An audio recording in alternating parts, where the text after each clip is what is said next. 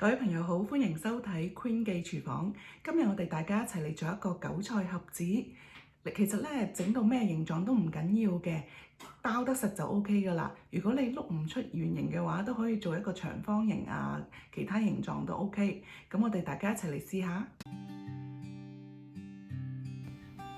皮薄餡靚、香脆好味嘅韭菜盒子，我將材料分開左右兩面，左面係包，右面係餡料。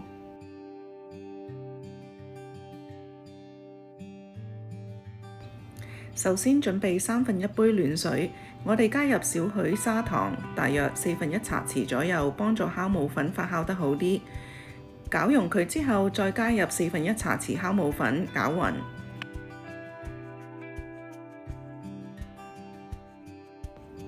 俾酵母粉發酵大約5分鐘。之後就可以揾手或者機器搓麵團。我哋預備1杯半嘅中筋麵粉，呢一度加入嘅係1/3杯大滾水。如果你嘅麵粉牌子受水嘅話，可能你要再加多少少熱水。跟手落埋頭先發好嘅酵母糖水，1湯匙嘅油同埋1/4茶匙嘅鹽。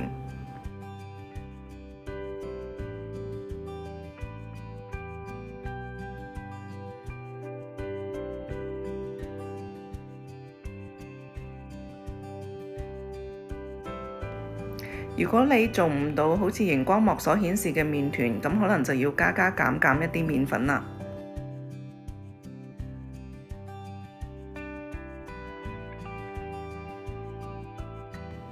之後揾保鮮紙或者濕布冚實15分鐘，放埋一邊。等醒麵嘅時候可以處理餡料，粉絲浸10分鐘，韭菜浸洗乾淨，切粒。浸好粉絲，我哋煲少少滾水，渌佢1分鐘。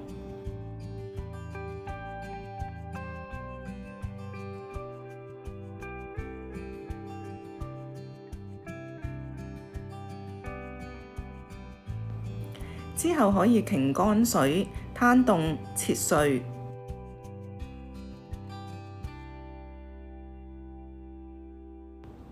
切好粉絲，跟手切埋啲韭菜。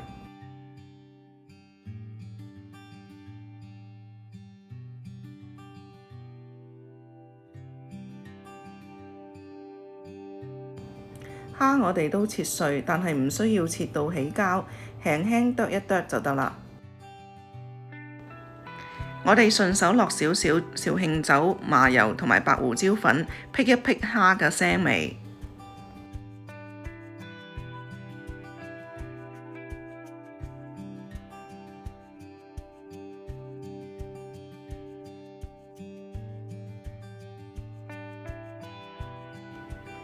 3隻雞蛋打散，之後起油鑊炒香所有餡料，落2湯匙嘅油。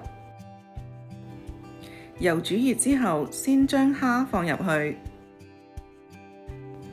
係咁以炒散幾秒鐘，就可以加入韭菜同埋粉絲。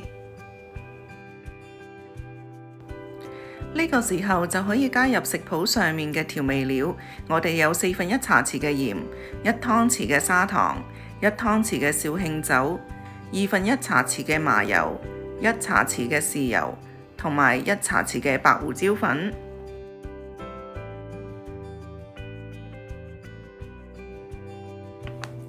將所有材料同埋調味料炒大約1分鐘，等佢哋都炒勻嘅時候，就將佢撥埋一邊。我哋再落1大羹油，加入已經打散嘅3隻雞蛋。由開始到而家，我都係用緊中大火。我哋倒咗雞蛋之後，旋轉咁樣攪佢，因為我哋需要雞蛋要有一粒粒嘅形狀。攪到雞蛋差唔多8成熟，就可以撈埋粉絲同埋韭菜蝦仁一齊撈勻佢。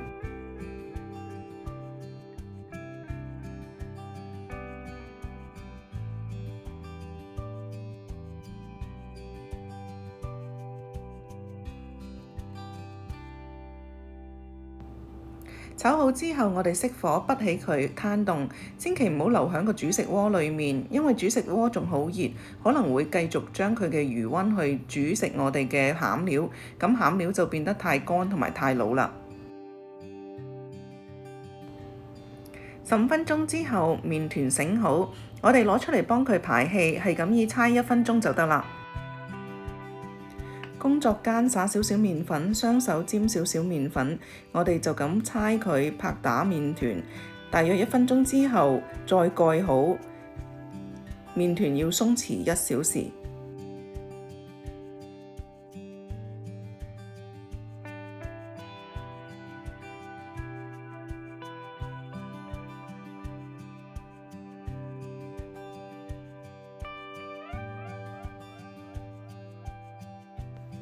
搓好之後，個麵團其實已經好潤滑啦。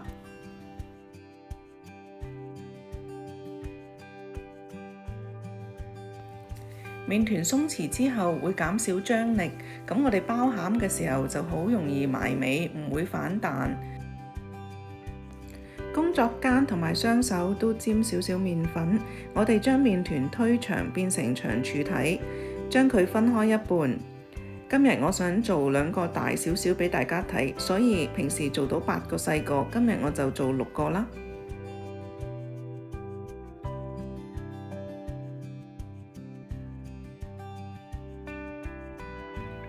初學嘅朋友都可以切大啲，大個容易包，咁你就可以切開6等份，將佢捽成一個小球體，然後用個反面棍碌平佢。我哋壓扁麵團嘅時候係壓側邊，中間嘅地方比較厚身，咁樣陣間包餡料嘅時候先唔會穿底。一路壓側邊，一路我哋另外一隻手輕輕轉個麵團，咁樣就保持似啲圓形。但係如果唔係咁圓形都唔緊要，因為我哋陣間包嘅時候可以做少少手腳。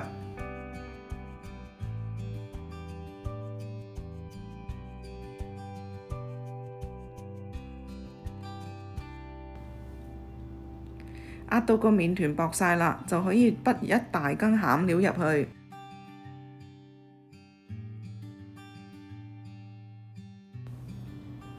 有少少似一個特大餃子。我哋包好餡之後，將兩邊中間摺起，黏實。我哋一路包嘅時候係用底嗰一邊包起面嗰一塊，所以其實你唔夠圓都唔緊要。我哋包嘅時候全部摺起。輕輕起角，一角一角咁樣黏住佢上面開口嗰度。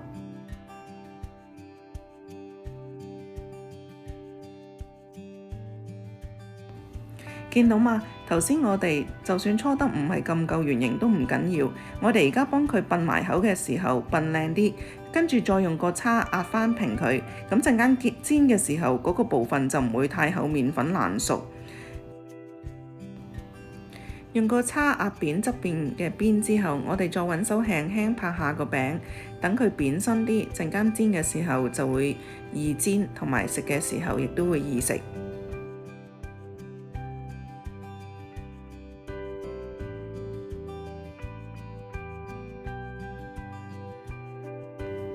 我哋一齊睇多次。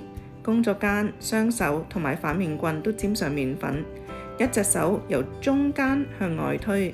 另外一隻手就慢慢轉個麵團，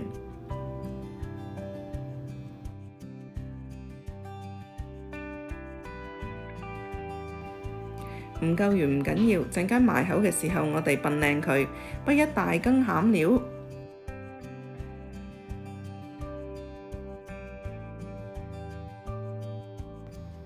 黏起中間，兩邊貼起，再由一邊側邊下面拉起。一角一角咁樣包實上面嘅開口。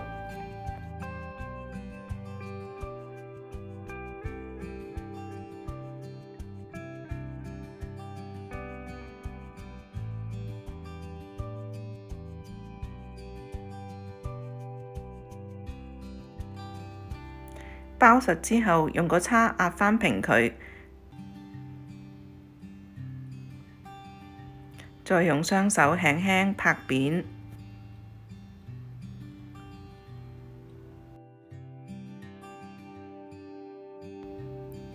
近鏡自己睇多次。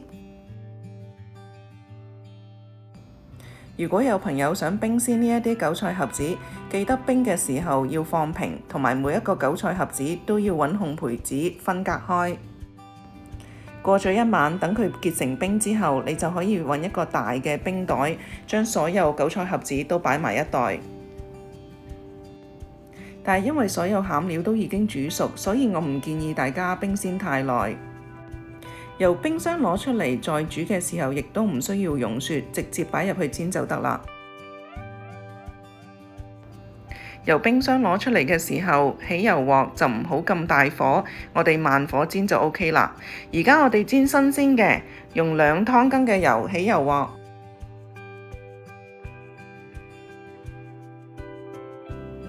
用中火，鑊燒紅，油夠熱就可以放入韭菜盒子。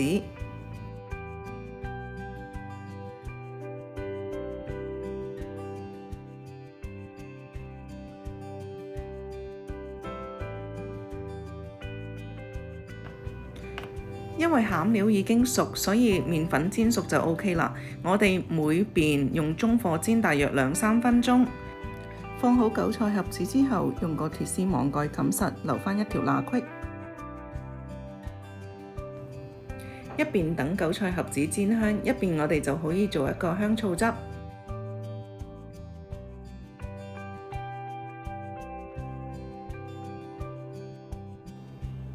我哋用4湯匙嘅意大利葡萄醋，或者你可以用白醋都可以嘅。2茶匙嘅砂糖，1湯匙嘅豉油，1茶匙嘅麻油，2茶匙嘅大滾水。如果喜歡食辣嘅朋友，再加少少紅辣椒碎。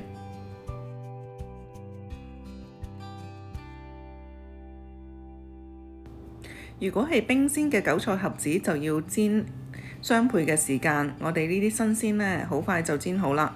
煎好一邊，掀開睇少少裝下，見到金黃色就可以反啦。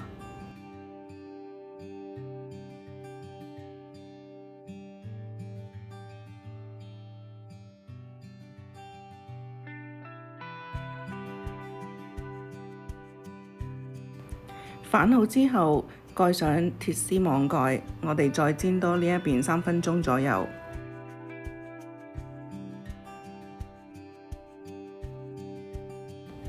如果屋企有種韭菜嘅朋友，呢個菜式真係啱晒你哋啦！希望大家都鍾意呢一個韭菜盒子嘅食譜。我哋切開睇一下入邊，個皮又脆又薄，裡面啲餡料又足，真係好食到冇得傾。